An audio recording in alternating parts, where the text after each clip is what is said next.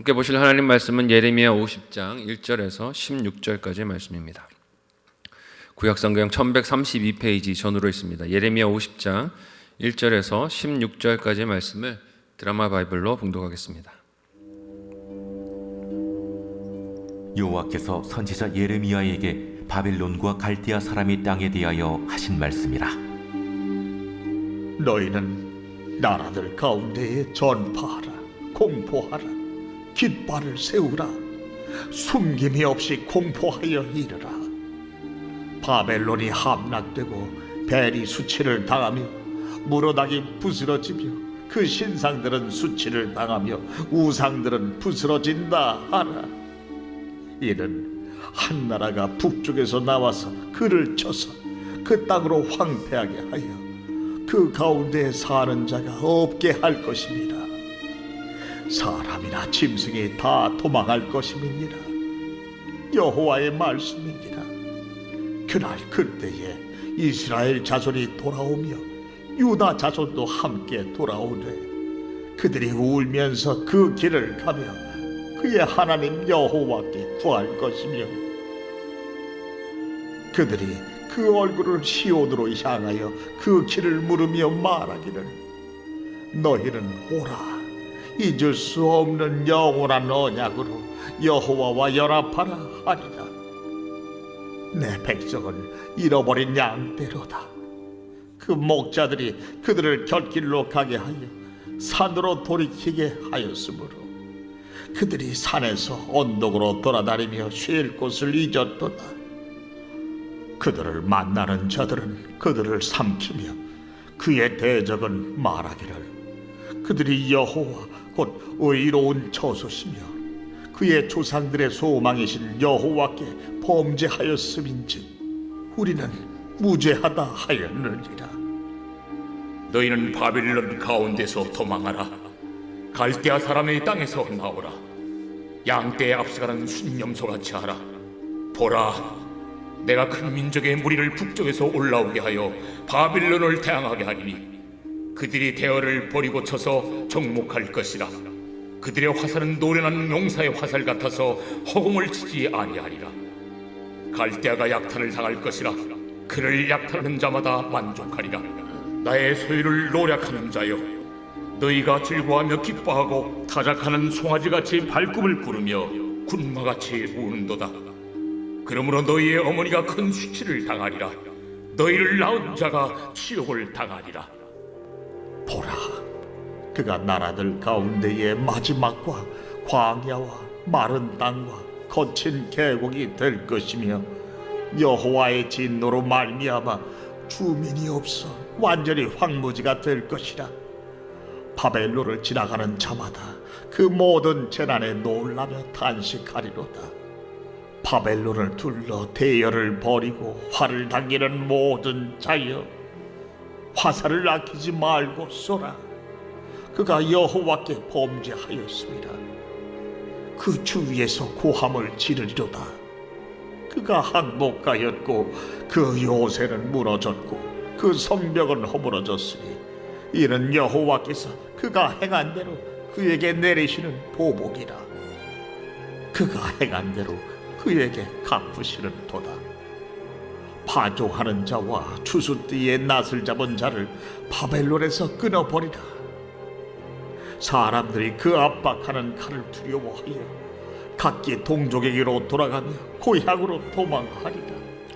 아멘. 함께 읽은 본문의 말씀을 가지고 진멸당할 바벨론 첫 번째 시간으로 함께 말씀 나누고 기도하도록 하겠습니다. 교만이라는 죄, 이 죄는 죄인인 인간이 언제나 걸려 넘어지는 함정 같다는 생각이 듭니다. 누가 봐도 교만한 사람에게 물어보면 자신이 교만합니다 라고 인정할 사람이 있을까요? 없을 거예요. 대개는 자신만큼 겸손한 사람이 없다라고 생각을 합니다.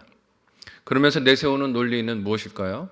자신이 있게 된 자리나 가지게 된 권력 혹은 재물이 자신의 수고와 노력 혹은 남보다 탁월한 재능이나 노력 때문이라고 여기는 것이에요.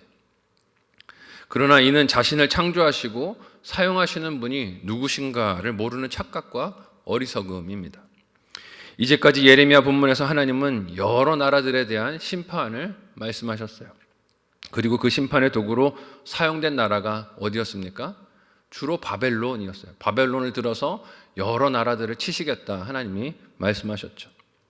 이 신흥 강대국이 기존의 패권 국가인 애국과도 같은 전쟁에서 이길 것을 누가 예상이나 했겠습니까?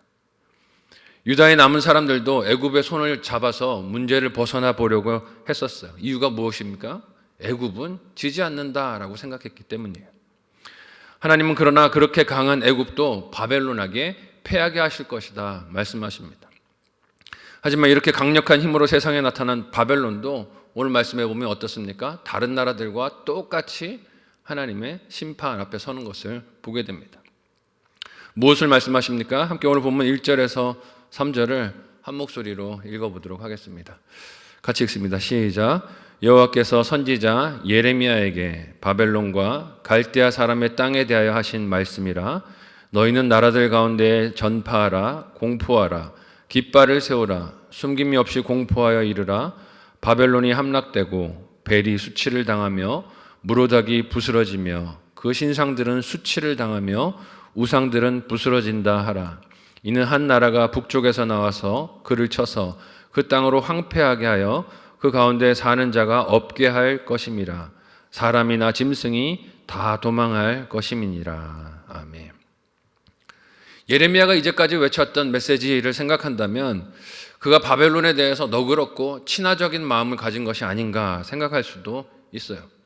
왜냐하면 늘 바벨론에게 유다가 항복해야 한다를 외쳤기 때문이죠. 그러나 오늘 본문에서 하나님이 하시는 말씀은 무엇입니까? 그들도 결국 하나님 앞에 멸망할 나라일 뿐이다 라고 말씀을 하세요. 이 메시지가 예레미야에게 외치기 쉬웠을까요? 쉽지 않았을 겁니다. 바벨론의 눈치를 본다면 이 말씀은 전하기 불가능한 말씀이었을지도 몰라요. 그렇지만 예레미야는 바벨론의 친화적인 사람이 아니라 하나님이 주신 사명에 붙들려 있던 사람이었어요. 그렇기에 바벨론의 눈치를 보지 않고 오늘 말씀을 선포하여 외칩니다. 그래서 2절에는 나라들 가운데 바벨론이 망하게 될 것이라는 말씀도 담대하게 외치고 공포해요. 이 예언은 아직 바벨론의 힘이 건재할 때 하고 있는 것입니다. 예레미야가 무엇을 이야기했습니까? 바벨론에서 그들이 중요하게 여기는 우상들인 벨과 무로닥이 부스러질 것이다 라고 예언을 해요. 바벨론의 북쪽에서 한 나라가 나와서 이제까지의 맹위를 떨쳤던 바벨론도 결국은 다른 나라들처럼 망하게 된다는 것입니다. 그런데 그들을 그렇게 망하도록 심판하시며 하나님께서 하실 일이 무엇이라고 하십니까? 함께 오늘 본문 4절에서 8절을 한 목소리로 읽어보도록 하겠습니다. 같이 읽습니다. 시작. 여호와의 말씀이니라. 그날 그때에 이스라엘 자손이 돌아오며 유다 자손도 함께 돌아오되 그들이 울면서 그 길을 가며 그의 하나님 여호와께 구할 것이며 그들이 그 얼굴을 시온으로 향하여 그 길을 물으며 말하기를 너희는 오라 잊을 수 없는 영원한 언약으로 여호와와 연합하리라 하리라. 내 백성은 잃어버린 양떼로다. 그 목자들이 그들을 곁길로 가게 하여 산으로 돌이키게 하였으므로 그들이 산에서 언덕으로 돌아다니며 쉴 곳을 잊었도다. 그들을 만나는 자들은 그들을 삼키며 그의 대적은 말하기를 그들이 여호와 곧 의로운 처소시며 그의 조상들의 소망이신 여호와께 범죄하였음인즉 우리는 무죄하다 하였느니라. 너희는 바벨론 가운데서 도망하라. 갈대아 사람의 땅에서 나오라. 양떼에 앞서가는 순념소 같게 하라. 아멘. 바벨론이 하나님의 심판으로 망하게 될 시간이 오면 그게 무슨 사건이 된다고 말씀하십니까? 이스라엘이 집으로 고국으로 돌아가는 시간이 된다라고 말씀을 하세요. 단지 강대국들 사이에서 패권 다툼으로 일어나는 사건이 아니라 하나님께서 택하신 백성을 회복하시는 사건이 바벨론이 망하게 되는 일이라는 것입니다. 그렇게 하나님이 바벨론을 심판하시고 북이스라엘과 남유다의 모든 백성들이 고국으로 돌아올 때 그들이 어떤 모습을 보일 것이라고 읽은 본문이 말합니까? 4절 말씀을 보니까 그들이 감격하여 울고 여호와께 구하는 기도가 회복된다라고 하세요. 이때까지는 기도하지 않았다는 거예요. 이때까지는 마음이 닫혀 있었고 딱딱해서 하나님께 기도도 하지 않았지만 이제 바벨론이 무너질 때 그들이 울고 고향으로 돌아가며 기도가 회복되고 5절 말씀을 보니 잊었던 하나님과의 약속을 기억하게 되고 6절은 쉴 장소를 잃어 방황하는 양떼와 같은 그들이 하나님의 불쌍히 여기심을 입는 은혜가 임할 것이다 라고 합니다. 결국 바벨론의 심판을 받는 것은 어디에 목적이 있습니까? 하나님께서 이스라엘 백성을 다시금 회복시키고 돌이키시는데 목적이 있다는 것을 보게 돼요.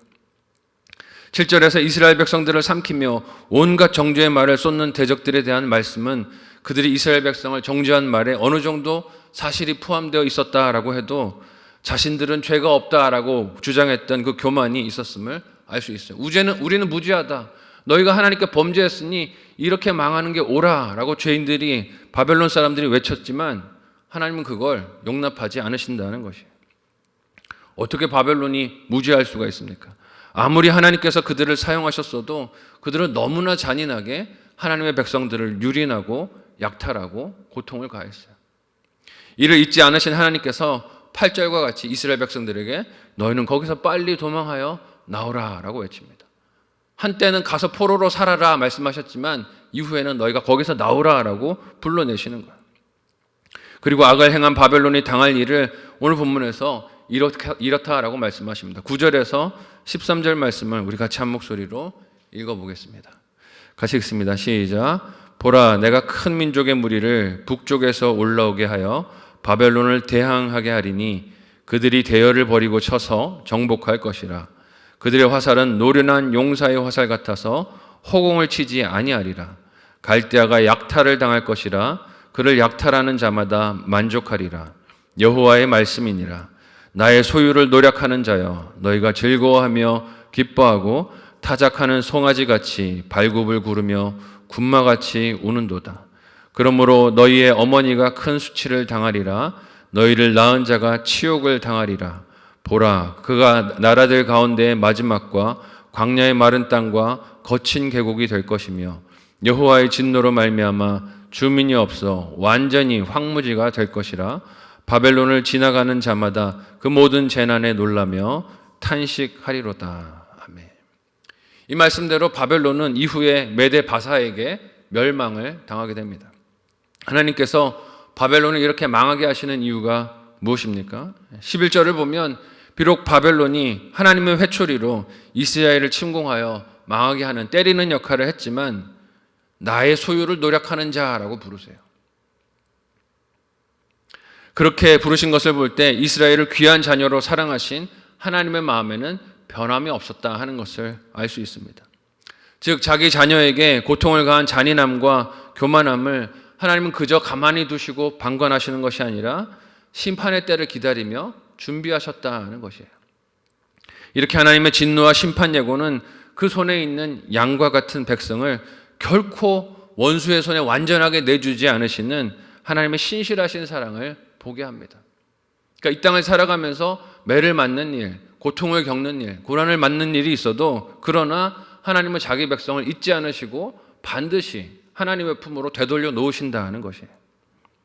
고통을 주는, 아픔을 주는 세력이 득세를 하는 것 같아도 하나님은 그들의 죄악을 가만히 두고 보시며 방관하시는 분이 아니시라고 하십니다. 공의로 결말을 이끌어 가실 거예요. 이를 어떻게 행하십니까? 오늘 보면 14절에서 16절을 한 목소리로 읽어보도록 하겠습니다. 같이 읽습니다. 시작. 바벨론을 둘러 대열을 벌이고 활을 당기는 모든 자여, 화살을 아끼지 말고 쏘라. 그가 여호와께 범죄하였습니다. 그 주위에서 고함을 지르리로다. 그가 항복하였고 그 요새는 무너졌고 그 성벽은 허물어졌으니 이는 여호와께서 그가 행한 대로 그에게 내리시는 보복이라. 그가 행한 대로 그에게 갚으시는 도다. 파종하는 자와 추수 때에 낫을 잡은 자를 바벨론에서 끊어버리라. 사람들이 그 압박하는 칼을 두려워하여 각기 동족에게로 돌아가며 고향으로 도망하리라. 아멘. 하나님은 자기 백성을 멸망시킨 바벨론이 지은 죄가 하나님께 죄를 범한 것이다 말씀을 하십니다. 하나님께서 자기 소유로 삼으신 백성을 누구와 동일시함을 알 수 있습니까? 하나님 자신과 동일시하심을 알 수 있어요. 내 백성을 친 것이 곧 너희는 나를 친 것이다 말씀을 하세요. 이 말씀이 오늘 저와 여러분에게 위로로 다가오시기를 예수님의 이름으로 간절히 소망하고 축복합니다. 이 땅에서 성도들이 겪는 고난을 하나님은 하나님이 받는 고난과 아픔으로 여기세요. 그리고 그들을 억누른 바벨론이 자신들이 행한 일과 똑같은 방법으로 패망할 것이라고 오늘 말씀하십니다. 이 말씀은 하나님께서 악인들의 교만과 자기 백성을 비웃으며 조롱했던 언행들을 하나도 남김없이 다 기억하시고 그대로 갚으실 분이라는 것을 우리에게 보여주세요. 신실한 재판장이 되신다는 것이죠. 세상의 법정은 어그러지고 힘이 있는 자, 돈을 가진 자, 권력을 가진 자들에게 기울어져도 하나님의 법정은 그렇지 않다는 것입니다. 이 말씀은 예레미야 당시 바벨론을 향한 심판의 예고이지만 오늘 우리에게는 바벨론과 같이 억누르는 죄와 사망 그리고 이를 휘두르는 공중권세 잡은 사탄에게 적용되는 말씀이 아니겠습니까? 세상에서 어두운 것들이, 더러운 것들이, 힘을 가진 것들이 득세하는 것처럼 보입니다. 그래서 아무리 우리를 짓누르는 힘이 그렇게 강해 보인다 할지라도 하나님은 더럽고 악한 사탄을 다 멸하시고 죄의 세력을, 사망의 권세를 다 멸하시고 그 자녀를 반드시 회복하실 것입니다. 이 땅을 살아가며 우리는 그 하나님의 회복을 소망하고 바라보고 힘을 내야 할 줄로 믿습니다. 오늘을 살아갈 때 그 담대함으로 살아가는 저와 여러분이 되시기를 예수님의 이름으로 간절히 소원하고 축복합니다. 아멘.